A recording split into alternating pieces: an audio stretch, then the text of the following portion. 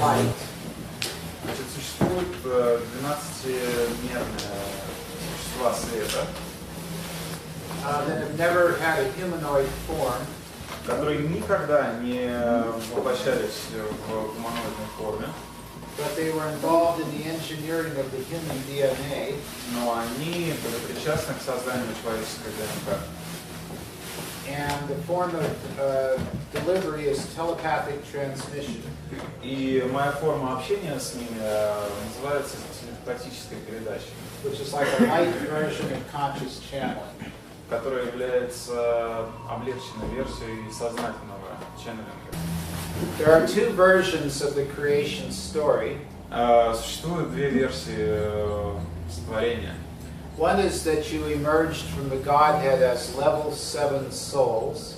Существует одна версия, по которой вы вышли из Бога как души 7-го уровня.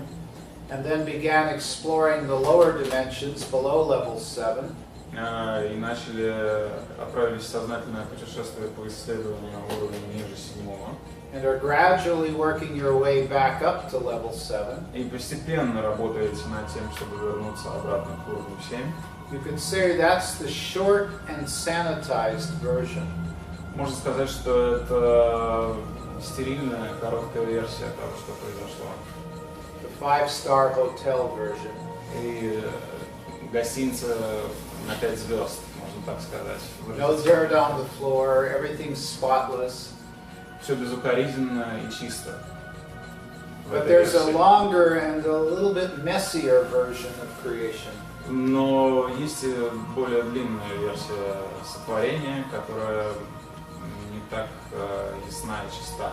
And most of you really do want to understand what's going on. Но поскольку большинство из вас хотят понимать, что в действительности происходит, So we're going to give you a slightly longer version, мы дадим вам более длинную версию. but not so long that you miss your lunch. Но не настолько, чтобы вы пропустили обед. So the longer version goes something like this. И более длинная версия начинается примерно так. The Godhead desired to experience itself as millions of parts, Всевышний захотел познать себя разделенным на миллионы частей. and you are some of those parts, И вы являетесь теми частями. and you differentiated out of the Godhead in stages. И вы отличны от первосоздателя тем, на какой стадии вы находитесь. And in order to understand this, we will use the analogy of a tree. Для того, чтобы понять лучше этот процесс, давайте использовать аналогию с деревом.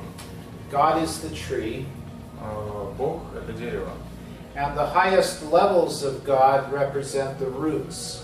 И наивысшие уровни Бога это корни этого дерева. And the trunk of the tree is what you call your God self. И ствол этого дерева — это то, что мы называем божественное Я. It is your level 12 being, Это ваше существо 12-го уровня. also called your universal God self. И точно так же можно назвать его вашим высшим божественным Я. And then you differentiate as major branches of the tree. А после от ствола ствол начинает распадаться на ветви, Which we will call your level 11 individual God self. и ветви — это я 11-го уровня. And you differentiate further into secondary branches. И ветки 2-го уровня отрастают от первых ветвей. Which we will call your level 10 Christic Buddhic self. И это уже бодхические тела 10-го уровня. And you differentiate further into small twigs. От этих веток уже идут маленькие веточки, Which we will call your level 9 monad or master oversoul. которые мы называем монадами или телами 9-го уровня. And you differentiate further into tiny stems. А от этих небольших веток уже идут прутья. which we will call your level 8 oversoul. Это душа 8-го уровня, сфера души. And finally, individual leaves at the end of each stem, Ну и от каждой маленькой веточки и прутика отходят листья. which we will call your level 7 individual souls. И вот это уже души 7-го уровня индивидуальные. Now, this is one of those evergreen trees that doesn't drop its leaves. Ну, пример, по-моему, мы приводим про деревья, которые не сбрасывают листву. Because in truth, you cannot be dropped from the body of God. Потому что в действительности невозможно быть отброшенным от тела Бога. You cannot be separate from your Creator. Невозможно быть отдельным от своего Создателя. It's one of the few things in life that is truly impossible. Это одна из тех вещей в жизни, которая абсолютно невозможна. But it is certainly possible to believe that you are separate from God. Но поверить в то, что вы отделены от Бога, безусловно, можно. And belief is very powerful. А вера – это очень сильная вещь. You are co-creators with God, Вы являетесь со-создателями, с Создателем, created in the image and likeness of your Creator. собранными по образу и подобию вашего Создателя. So you can create things very powerfully through your beliefs. Поэтому через свою веру вы можете создавать вещи. And you can seem to be separate from God. И они могут казаться отделенными от Божественного. So how did this belief come about? Ну вот как зародилось такое явление? Once you emerged as seventh density souls, Когда вы воплотились как души 7-й плотности, you had the opportunity to explore the outer realms of creation. у вас появилась возможность исследовать другие уровни мироздания. And you were born as curious souls. А вы были рождены весьма любопытными душами. So you could not resist the temptation. Поэтому вы не могли устоять перед соблазном. Now you have religious metaphors Таким образом, сейчас вы живете рядом с религиозными метафорами. some of them blaming it on the women, Кое-кто обвиняет женщин во всех грехах. Eve and the apple and the serpent. Ева, змей, яблоко. These stories are not to be taken literally. Конечно, не стоит воспринимать эти образы буквально. But whatever the reason, you decided to descend into matter. В любом случае, вы решили спуститься в материю. And it was a very traumatic И experience. это был очень травматичный опыт. And you became identified with form И вы стали идентифицировать себя с формой. and started believing that you were form. И начали верить в то, что вы и есть форма.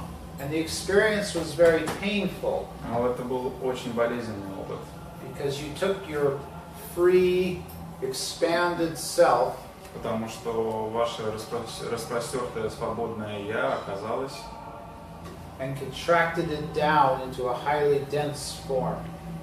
собранным в крайне плотную оболочку. This experience was so intense Это был настолько тяжелый опыт, that you forgot you were one with your source что вы забыли связь с первоисточником and started to feel alone and separate. и почувствовали себя одинокими и отделенными.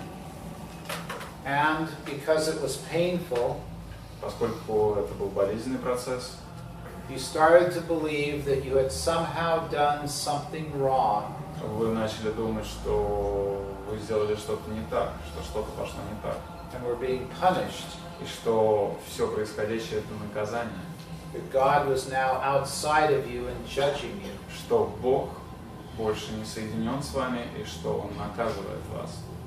And so this experience has been it's been called original sin. Так что этот опыт получил название первородного греха. But it was simply the identifying with materiality. Но по сути этот процесс не являлся ничем иным, как соотнесением себя с формой.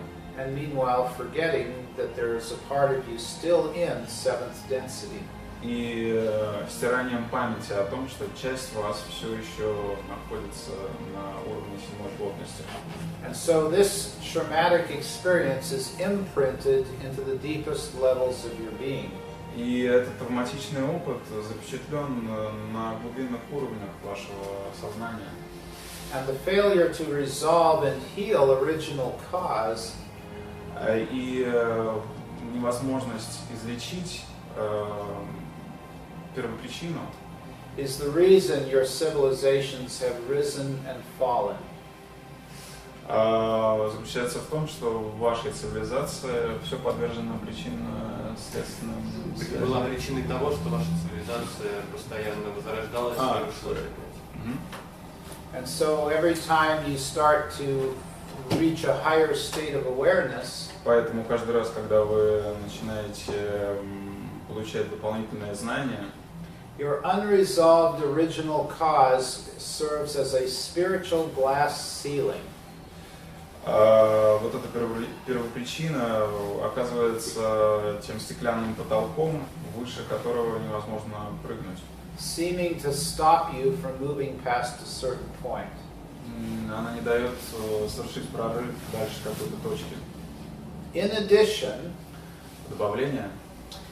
the reincarnational cycle Цикл перерождений serves as a reenactment of the original separation.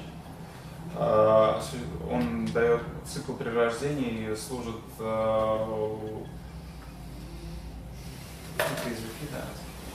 The cycle of incarnating lifetime after lifetime цикл перерождений из жизни в жизнь seems to reenact original cause. как бы проигрывает заново первопричину. You begin as a seventh density soul with your soul family members in the higher realms. Вы начинали как душа седьмой плотности в высших слоях. And then you choose to come into the lower worlds, И приняли решение о том, чтобы спуститься в низшие миры, projecting a part of yourself into the womb of a human mother. Часть себя в женское лоно. And then you promptly forget that you have a higher dimensional part in the И в этот момент вы забываете о том, что есть более высокая часть вас. and this pattern gets repeated over and over. Этот паттерн повторяется снова и снова. And when you seem to separate from your parent part in the higher realms, И когда вы отделяетесь от вашей родительской части в высших слоях, this is called soul fragmentation. это и называется фрагментацией души. Now, soul division is a different process, Разделение души – это другой процесс. which we described earlier using the tree as an analogy. Мы описывали процесс разделения души с помощью аналогии с деревом. In which case, every leaf on the tree contains a hologram of the whole tree. Поскольку в каждом листке дерева содержится информация обо всем дереве. And think of there as being a fruit or a flower on the tree, И будь на дереве цветок или какой-то плод, which contains seeds, он содержит в себе семена, in which the entire blueprint of the tree is encoded. и полностью из него можно получить точно такое же дерево. So every individual soul Так что каждая индивидуальная душа contains the blueprint of the whole creation. содержит в себе отпечаток всего сотворения. And so at level 7, you are a whole, complete, sovereign being. На уровне 7 вы независимое, целостное создание. So there's the easy part. Это понять достаточно просто. We're being somewhat humorous here. Да, немного юмора тоже на этом впереди. And let you know that there is a definition for evil that is appropriate here. И давайте остановимся на том, что мы называем злом здесь. Because it is a judgment to say that one soul is good and another soul is bad. Безусловно, это подход, основанный на суждениях. Говорить о том, что какая-то душа хорошая, какая-то плохая. In the soul realm, there is no differentiation between good and bad. А в высших сферах не существует ни хорошего, ни плохого. But there are souls that are more loving and accepting of themselves and others. Но в действительности существуют души, которые более любящие и принимающие себя, чем другие. And other souls that are more judging of themselves and others. А другие души относятся к себе с осуждением и к другим тоже. So this channel's definition of evil is as follows. Определение зла, которое дает этот канал, It is a state of consciousness where a soul separates out part of creation. Зло – это состояние сознания, в котором душа отделяет себя от Создателя. And judges that part of creation as being less deserving of love than another part of creation. И отделившись, она считает, что другая часть заслуживает меньше любви, чем она сама. And so that is a more specific definition, which we feel is appropriate. Это более точное определение, которое мы считаем более подходящим. And you could argue that there is no such thing as evil. Может быть, вы захотите поспорить, что такой вещи, как зло, не существует.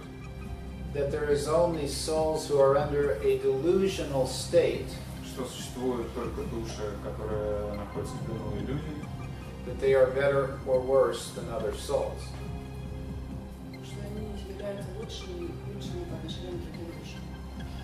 And if they go one step further into judgment, И если они делают еще один шаг в сторону осуждения, and believe that they are more or less deserving of love than other и souls, считают, что они все-таки достойны большего количества любви, чем другие души, then you could say they are creating evil, тогда мы можем с точностью говорить, что они создают зло. which may appear to be a force that opposes life, И в таком случае мы получаем силу, которая является противоположностью жизни, but which in actuality is merely distorted life impulse. но в действительности это не противоположная сила, а всего лишь носящая помехи в положительные вибрации жизни. Such souls may have reversed their polarity, Возможно, в этих душах поменялась полярность, believing that God is evil and evil is good, и появилась вера в то, что Бог и Творец — это зло, in other words, that the dark is the light and the light is the и dark. что свет стал тьмой, а тьма светом. So we appreciate your patience while we digress. Мы благодарим вас за терпение, за то, что мы прояснили это. So classic karma occurs because in these lower worlds, lifespans have been very short.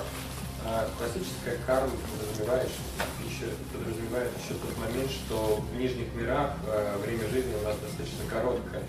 So let's say that your soul lesson you want to learn is how to love dictators and terrorists unconditionally. Допустим, урок вашей души – это как мне непредвзято, безвозмездно любить террористов и диктаторов. And you may go through a dozen lifetimes where you're tortured and beaten by dictators and terrorists. И поэтому у вас оказывается порядка десятки жизней, в которые вы наказываетесь диктаторами и террористами. But eventually you get to the point where you just love and accept them unconditionally. Но в итоге вы оказываетесь в ситуации, которую вы просто безусловно начинаете любить. But you might keep creating lifetime after lifetime similar situations until you fully learn the lesson. Но вы будете продолжать проецировать одни и те же ситуации, одни и те же жизненные сценарии, пока не достигнете этого урока. Or let's use a more practical example. Или давайте более практичный пример возьмем. Let's say that your soul wants to learn everything there is about jealousy and codependency.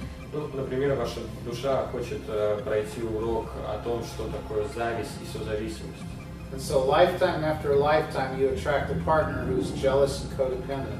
Ну, и каждый раз, в каждой жизни вы начинаете привлекать к себе партнера, который ревнив и созависим. Finally your soul says, you know, I think I've learned everything there is to learn about this. Let's learn something different. И в какой-то момент ваша душа может сказать: я узнала все, что хотела, поэтому давайте что-то другое уже. And then you start attracting people who don't have that quality. И вы начинаете привлекать людей, у которых нет этих качеств. And you can decide at any time to cancel your soul contracts. И, в принципе, вы можете в любой момент отменить любой контракт вашей души. You can decide, I'm done with this lesson. Вы можете решить: с меня хватит этого урока. Now, not as a method of going into denial or trying to avoid a lesson. We're not talking about that. Но это не тот случай, когда мы отрицаем или не хотим, отказываемся от того или иного урока. But when you truly feel, you know, I don't get anything out of this kind of relationship anymore. It doesn't do anything for me.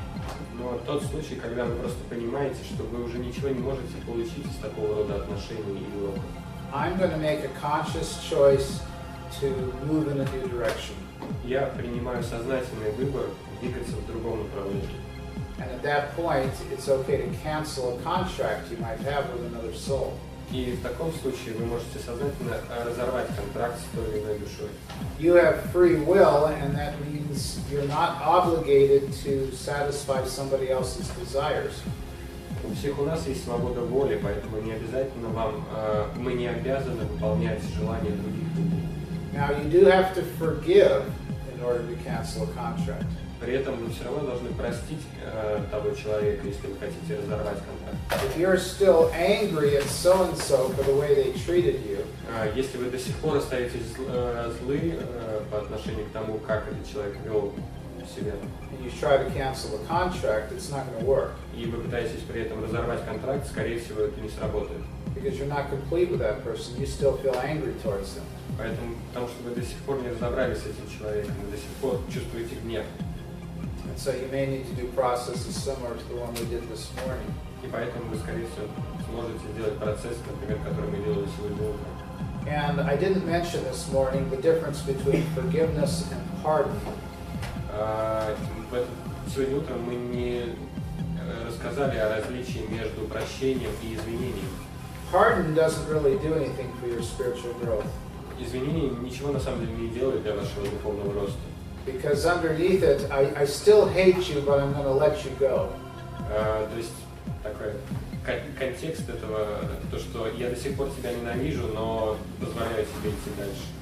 Or you might be putting on a real nice public face, and saying, yes, I forgive you. I won't press charges for what you did or whatever it is. То есть вы просто надеваете вот эту социальную улыбку и говорите, что все окей, я на тебя не буду давить и так далее. But deep inside, I want revenge. А где-то глубоко внутри вы будете требовать мести. So true forgiveness is where you recognize that in the ultimate scheme, it doesn't matter what happened. Прощение – это о том, что в глобальном плане вы понимаете, что то, что произошло, это больше ничего не значит. 50 years from now, will you think back and remember that somebody called you a stupid person? Через 50 лет, если вы вспомните, что кто-то там назвал вас дураком. And so from the big point of view, it's like, oh, this little human ego called this human ego stupid. What an insignificant thing in the grand scheme of life. Потому что в большем масштабе, если вы увидите, что это просто чье-то человеческое эго обозвало другое человеческое эго глупым, то в глобальных масштабах это ничего не значит. And so it becomes a lot easier to forgive. И поэтому становится намного проще прощать. So I hope that this is helpful to clarify some of these ideas. Я надеюсь, полезно, что мы прояснили некоторые из этих идей. And there is one other form of what you might call psychic attack. И есть еще одна форма, которую можно было бы назвать психической атакой.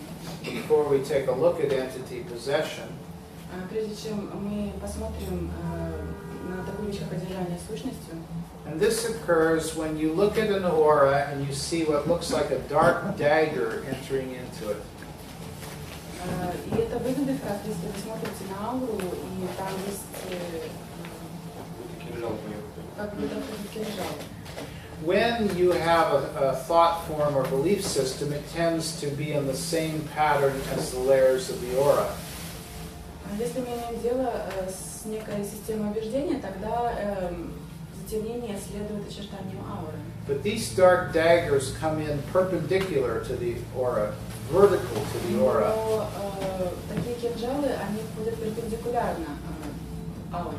They're usually very black with sharply defined edges, like a dagger. Они обычно очень темные, с четко очерченными острыми краями, такие кинжалы. And when you see this in a person's aura, И если вы видите такое в человеческой ауре, it usually means someone is consciously sending negativity to that person. обычно это означает, что кто-то сознательно отправляет негатив в сторону этого человека. It can be what you call black magic or curse or spell. Это может быть то, что вы называете черной магией, проклятием. Or it could be as simple as there's someone somewhere saying, I hate that person, I wish they would die. Но это может быть что-то настолько простое, как кто-то где-то говорящий этому человеку: я ненавижу этого человека, я бы хотел, чтобы он умер. So the energy of hate is going out like daggers into the person's aura. И тогда бессознательно его энергия идет как кинжалы в ауру человека. Now, if the person has very little unresolved negativity, Если у человека есть очень мало нерешенной негативности, the one receiving the attack, мы сейчас говорим о человеке, который воспринимает атаку, or has done a lot of protection work, или тот, который много защиту носит, the dagger probably won't get very far into the aura. скорее всего, такая атака очень глубоко не сможет проникнуть. It might even splinter and break up as it approaches the aura. Она может даже рассыпаться при соприкосновении с аурой. But if there's a lot of guilt and shame and negative emotions in the receiver of the attack, Но если у того, кто принимает атаку, очень много вины или стыда, или каких-то еще негативных эмоций, the dagger can reach the inner part of the aura, тот, кто атакует, вполне может достичь внутренней части ауры. which can then cause illnesses, accidents, or even death. И тогда это действительно может создать болезни, несчастные случаи или даже смерть. So the best way of removing daggers Лучший способ удалять такие кинжалы is to simply send golden light into them to dissolve them, — это просто направлять золотой свет в них для того, чтобы растворять эти энергии. and for the receiver to issue a blanket wave of forgiveness, love, and compassion. И для того, кто получает эту энергию, ему очень важно отправить волну прощения и сострадания тому, кому он получил эту энергию. If the receiver knows who is sending the attack, Если принимающий знает, от кого идет атака, then he or she can send this love and compassion directly to the attacker. тогда принимающий может напрямую отправить энергию любви, сострадания атакующему. Removing the actual daggers is done very quickly with white light. Удаление темных кинжалов можно сделать очень быстро с помощью белого света. You merely insert your own dagger of white light in front of the dark dagger, Вы просто визуализируете, что любой предмет из белого света входит в то же самое пространство. and use the white dagger to push the dark dagger out of the aura. И выталкивает темный предмет из ауры. Once all negativity is removed from the aura, После того, как вся негативность убрана из ауры, you change the light from white to gold. вы меняете цвет с белого на золотой. And you keep gold light in the aura at all times. И вы оставляете золотой свет ауры на все время. Gold light lets in positivity but not negativity. Золотой свет позволяет впускать позитивную энергию и не впускать негативную. White light blocks everything, positive and negative. Белый свет блокирует все, позитивное и негативное. So white light is for emergencies, it's for actual attacks. То есть белый цвет мы используем в случае именно атак или каких-то экстраординарных случаев. And as soon as the threat is over, you go back to gold light. И как только угроза ликвидирована, мы возвращаемся к золотому свету. Now sometimes you can use turquoise or violet light depending on the nature of the issue. В зависимости от причины того, с чем мы работаем, иногда можно использовать бирюзовый или фиолетовый свет. Turquoise light is the color of spiritual healing. Бирюзовый цвет – это цвет духовного исцеления. And violet light is the color of spiritual wisdom. Сиреневый фиолетовый цвет – это цвет духовной мудрости. And can also be purification. И также очищение. So you may be guided to supplement the gold light with other colors. Ваши наставники могут вести и заменять, например, золотой цвет на фиолетовый.